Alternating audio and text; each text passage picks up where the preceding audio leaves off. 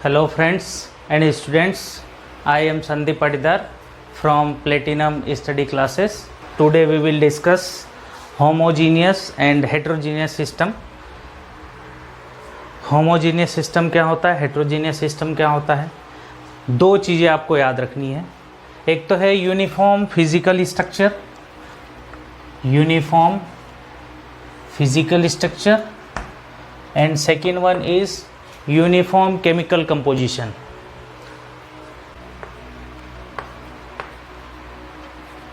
Physical structure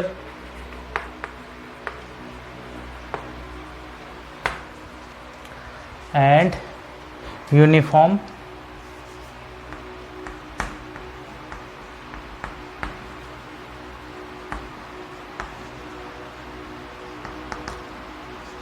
chemical composition.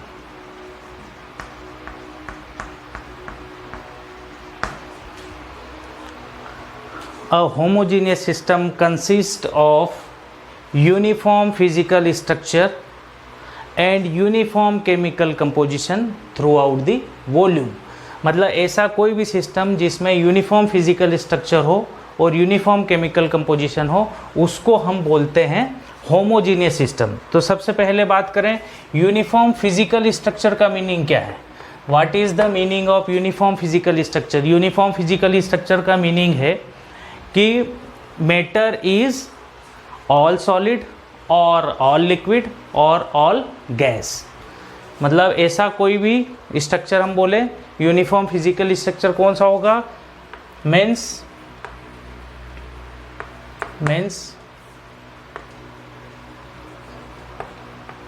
Matter is all solid और all liquid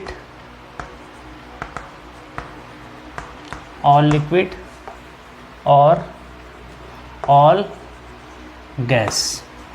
ऐसा कोई भी स्ट्रक्चर हो, या तो उसमें पूरा का पूरा सॉलिड हो, या पूरा का पूरा लिक्विड हो, या पूरा का पूरा जो है स्ट्रक्चर गैसेस हो. जैसा रूम है, रूम के अंदर अगर हो पूरे के पूरे वॉल्यूम में क्या है, एयर, तो यूनिफॉर्म फिजिकल स्ट्रक्चर हम बोल सकते हैं. जैसे आइस है, एक ही फेज है, फिजिकल स्ट्रक्चर सॉलिड है. वाटर है तो सिर्फ लिक्विड है, तो उसको हम यूनिफॉर्म फिजिकल स्ट्रक्चर बोल सकते हैं. And chemical composition means uniform chemical composition means chemical composition does not change from one part of the system to the another part of the same system. Uniform chemical composition means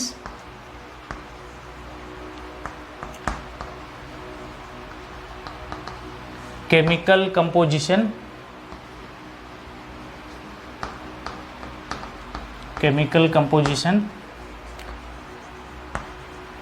does not change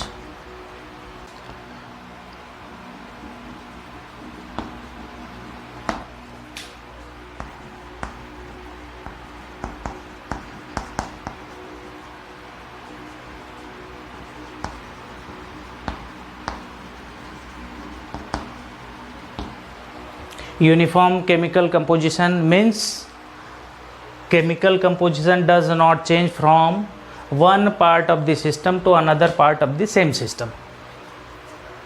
जैसे अगर आपने एक pot लिया, उस pot के अंदर कोई chemical composition बना हुआ है, उस केमिकल कंपोजिशन जो केमिकल कंपोजिशन है वो पूरे के पूरे वॉल्यूम में सेम होना चाहिए, किस वॉल्यूम के हर एक पार्ट पे सेम होना चाहिए. इसका ये मीनिंग है. अब हेट्रोजीनियस सिस्टम की बात करें तो हेट्रोजीनियस सिस्टम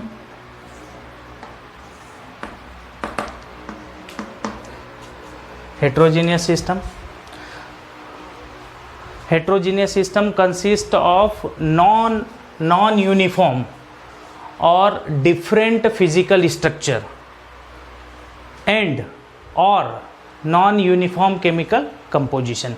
हम नॉन यूनिफॉर्म बोले चाहे डिफरेंट बोले, एक बात है. तो heterogeneous system consist of different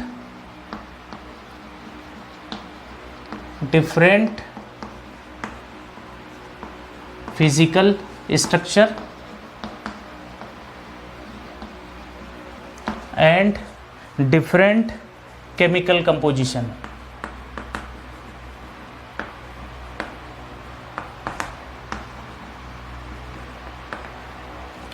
different chemical composition. यहाँ पे एक कंडीशन है और कॉमा एंड, या तो मैटर डिफरेंट फिजिकल स्ट्रक्चर का हो और केमिकल कंपोजिशन सेम हो, तब भी वो हेट्रोजीनियस सिस्टम होगा। इन दोनों में से कोई एक भी अगर सेटिस्फाई कर जाता है, मतलब डिफरेंट होगा, अगर यूनिफॉर्म एक भी चीज़ अगर नॉन यूनिफॉर्म हुई तो जो सिस्टम होगा उसको हम क्या बोलेंगे, हेट्रोजीनियस सिस्टम। अब इसके एग्जाम्पल अगर हम देखें, एग्जाम्पल्स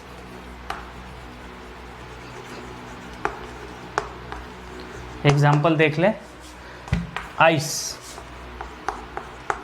आइस का फिजिकल स्ट्रक्चर देखें। आइस का फिजिकल स्ट्रक्चर क्या होता है? Ice is solid and ice का केमिकल कंपोजिशन देखें तो क्या होता है? आइस का केमिकल कंपोजिशन H2O। मतलब अगर ये कोई पार्ट है, इसके अंदर आइस है,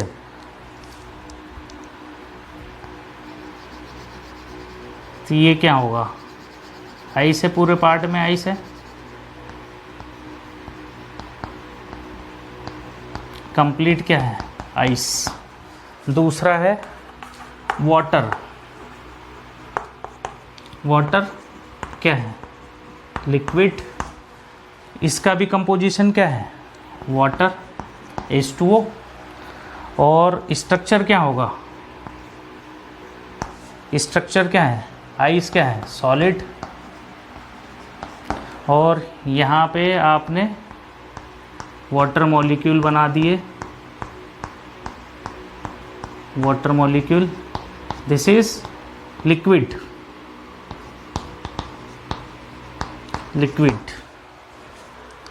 थर्ड है एयर और water vapour. Water vapour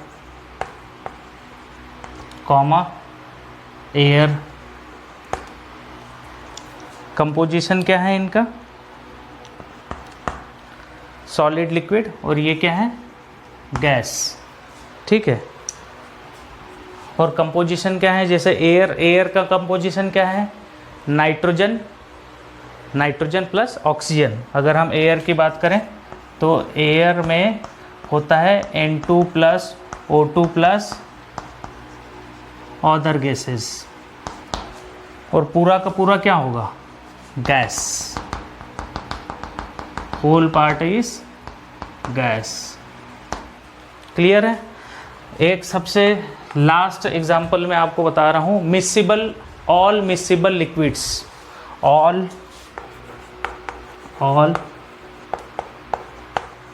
miscible liquids. All miscible liquid में हम बात कर लें, mixture of water vapour plus air, वो भी हो सकता है। और दूसरा है ammonia plus water plus ammonia,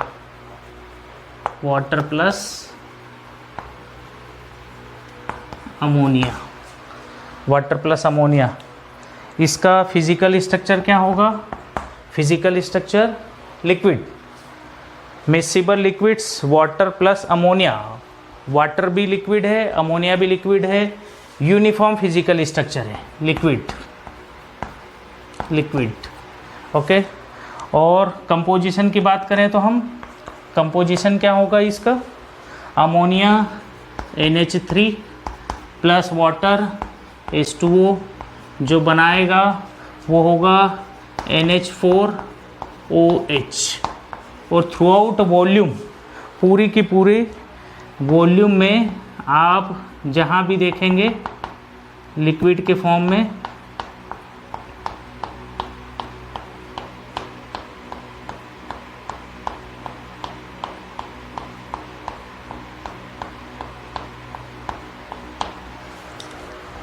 इस पार्ट को अगर आप देखोगे तो यहाँ पर भी क्या आपको मिल रहा है NH4OH। इस पार्ट में अगर आप देखोगे तब भी आपको क्या मिल रहा है NH4OH। तो इसको क्या बोलेंगे, uniform chemical composition.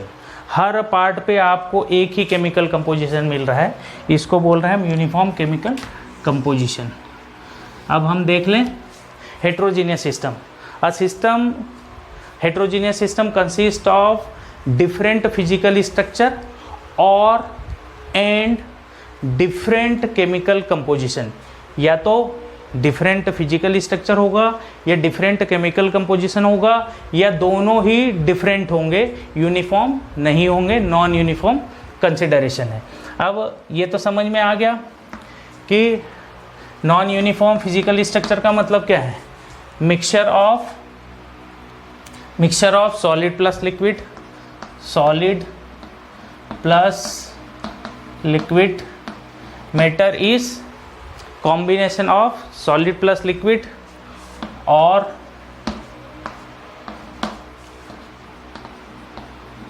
Liquid plus gas और गैस प्लस सॉलिड।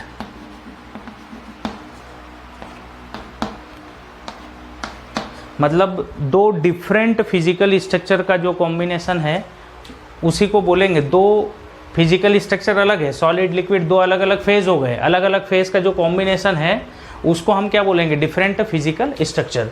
और डिफरेंट केमिकल कंपोजिशन का मतलब क्या है, chemical composition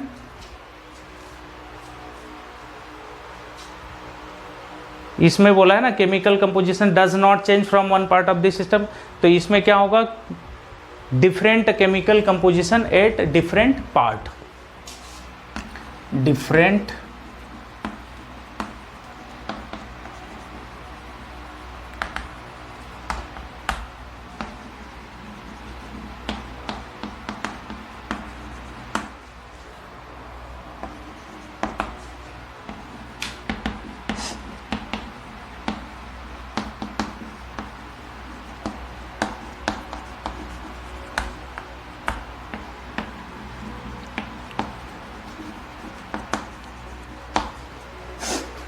different chemical composition at different part of the same system।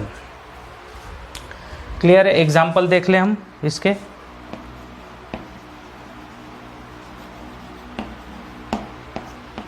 Example देखें तो क्या होगा, यही एग्जाम्पल है, water plus ice plus water, ice plus water, mixture of ice plus water.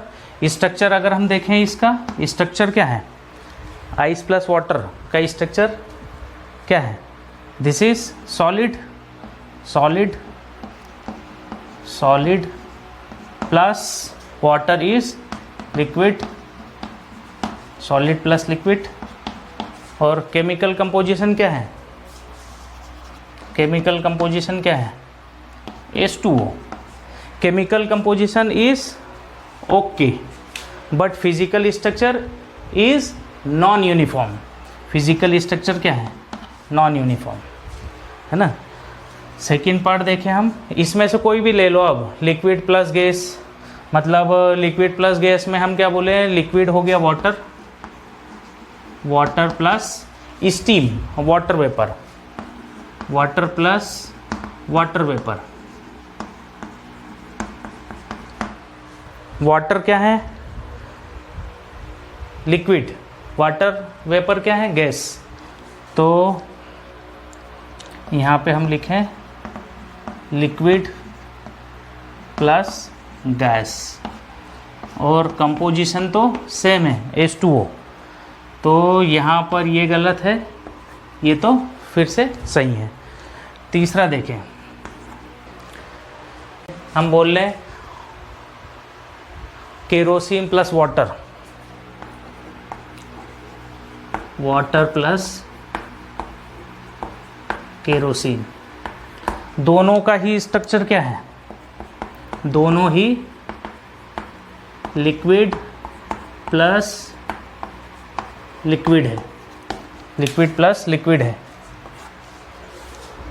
तो स्ट्रक्चर की बात करें तो यूनिफॉर्म फिजिकल स्ट्रक्चर है, लेकिन केमिकल कंपोजिशन अलग हो जाएगा, है ना। केमिकल कंपोजिशन अलग क्यों होगा, क्योंकि हमें मालूम है कि वाटर की डेंसिटी ज़्यादा होती है, केरोसिन की डेंसिटी कम है, जिसकी वजह से केरोसिन क्या होगा, वाटर के ऊपर फ्लोट करेगा।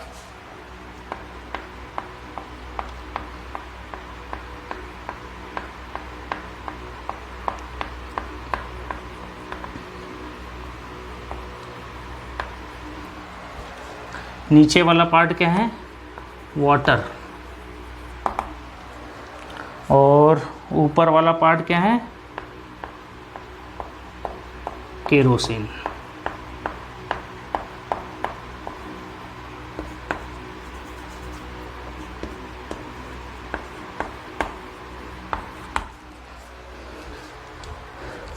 यूनिफॉर्म फिजिकल स्ट्रक्चर नहीं है। अगर यूनिफॉर्म फिजिकल स्ट्रक्चर होता तो एक बार इनको मिक्स करने के बाद जब हम छोड़ देते तो थोड़ी देर बाद भी देखें तो जैसे एक पार्ट पर इस पूरे बोर्ड को अगर मान ले कि इतना कोई वॉल्यूम है, तो यहाँ पे जो केमिकल कंपोजिशन है बिल्कुल सेम कंपोजिशन यहाँ भी होना चाहिए, बिल्कुल सेम कंपोजिशन यहाँ भी होना चाहिए। लेकिन केरोसिन और वाटर के केस में आप क्या देख रहे हैं कि वाटर की डेंसिटी ज़्यादा है तो वो नीचे रह जाएगा, और केरोसिन की डेंसिटी कम है तो वो ऊपर फ्लोट करने लगेगा। So pause the video and note down it. Our next topic is microscopic viewpoint and macroscopic viewpoint. तो सबसे पहले तो हम जाने कि माइक्रोस्कोपिक और मैक्रोस्कोपिक क्या है। माइक्रो वर्ड से हमें क्लियर कट समझ में आ रहा है कि इंडिविजुअल मॉलिक्यूल वाली बात है, हर एक मॉलिक्यूल की स्टडी करने वाली बात है। और मैक्रोस्कोपिक का क्लियर कट थोड़ा सा हमें अंदाज़ा लग रहा है कि एवरेज बिहेवियर होगा। देखिए हम बात कर लें माइक्रोस्कोपिक एनालिसिस क्या है। In microscopic analysis individual behaviour of the molecule is taken into consideration. इसका मतलब है कि हमें एक एक मॉलिक्यूल का इंडिविजुअल बिहेवियर चेक करना है। और इंडिविजुअल बिहेवियर कब आप चेक कर सकते हैं, जब मॉलिक्यूल्स की डेंसिटी कम हो। अगर मॉलिक्यूल्स की डेंसिटी कम होने का मतलब नंबर ऑफ मॉलिक्यूल्स कम हो, और नंबर ऑफ मॉलिक्यूल्स कहाँ पर कम होते हैं, that is at higher altitude. यही बात मैं लिख देता हूँ।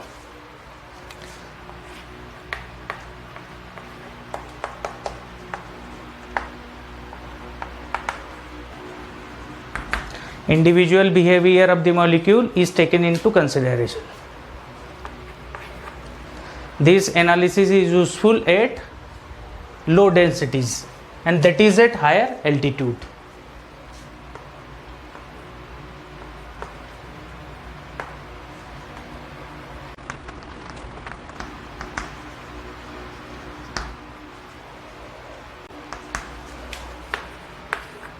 Microscopic analysis is also called as statistical thermodynamics.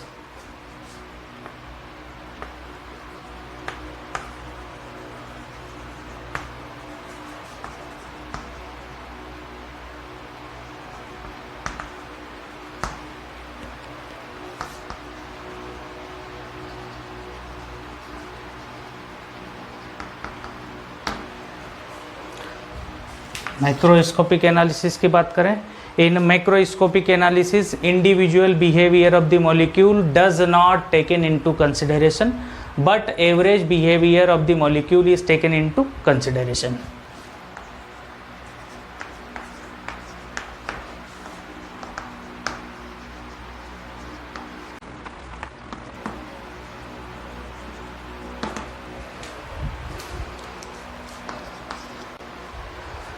Microscopic analysis is useful at high densities.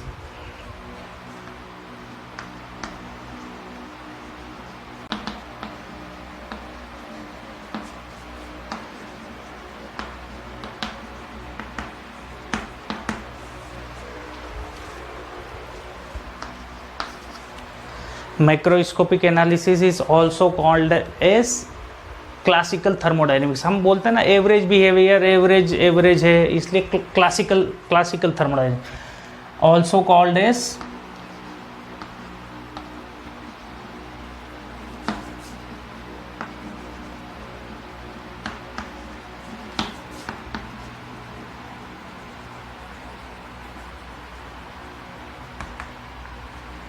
Classical thermodynamics. थोड़ा सा इसको देखें, मतलब ये कोई वॉल्यूम है, इसमें डेंसिटी बहुत कम है मॉलिक्यूल्स की. हर एक मॉलिक्यूल का इंडिविजुअल आपको बिहेवियर देखना है.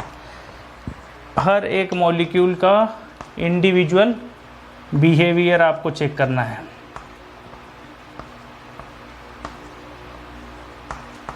हर एक मॉलिक्यूल का प्रेशर और टेम्परेचर, ये जो भी प्रॉपर्टी आप फाइंड आउट करने चाहते हैं वो आपको करना पड़ेगा. प्रेशर टेम्परेचर, जैसे इसका प्रेशर टेम्परेचर P1 T1, इसका हो सकता है P2 T2 हो, इसका P3 T3 हो, P4 T4 हो, समथिंग. इंडिविजुअल यहाँ पर हम देखें individual behaviour of the molecule is taken into consideration. और यहाँ पर हम देखें average behaviour of the molecule is taken into consideration. इसका एग्जांपल अगर हम देखें, ये बहुत बड़ा सिस्टम है, इसकी डेंसिटी बहुत ज़्यादा है, इसकी डेंसिटी, इसमें नंबर ऑफ मॉलिक्यूल्स बहुत ज़्यादा है. इसमें आप देखेंगे तो एनालिसिस ऑफ P5 T5 क्या है,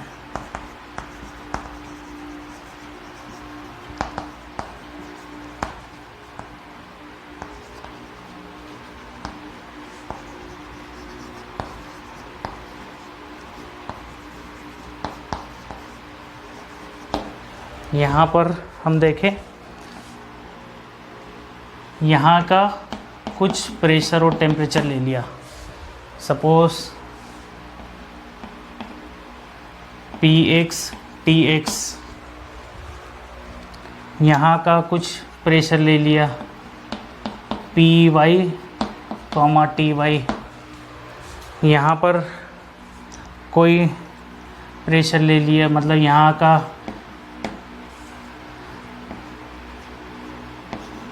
PA TA,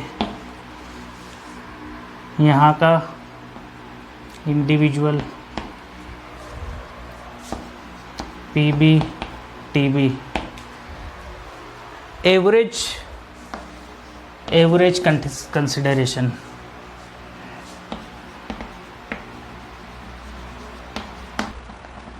Average behavior are taken into consideration. Okay. So pause the video and note down it.